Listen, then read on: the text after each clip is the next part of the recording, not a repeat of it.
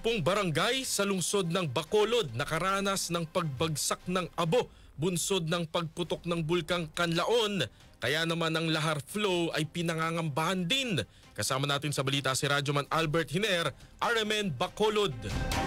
10 barangay sa lungsod ng Bacolod ang nakaranas ng pagbagsak ng abo sa pagputok ng Bulkan Canlaon kahapon ng madaling araw. Batay sa record ng Bacolod City Disaster Reduction and Management Office, nakaranas ng ashfall ang Barangay 9, Barangay 21, 33, Barangay Elihis, Barangay Mansilingan, Barangay Singkang Airport, Barangay Takuling, Barangay Tangob, Barangay Villamonte at Barangay Vista Alegre. Abiso naman ng CDRRMO sa mga residente na huwag lumabas sa kanilang mga tahanan at kung lumabas man, dapat nakasuot ng face mask, isarado ang mga bintana at pintuan at takpan ang mga water sources. Samantala, minomonitor na ng PHIVOLCS ang posible lahar flow sa Bago City, Lacarluta City, Bayan ng Lacasliana sa Negros Occidental at Canaon City sa Oriental Negros. Ayon sa kay Pilome Maniego, Science Research Assistant DOST PHIVOLCS, Canaon Observatory in La Granja, Lacarluta City, moderately explosive eruption ang nangyari sa bulkan at narinig ang rumbling sound sa Lacasliana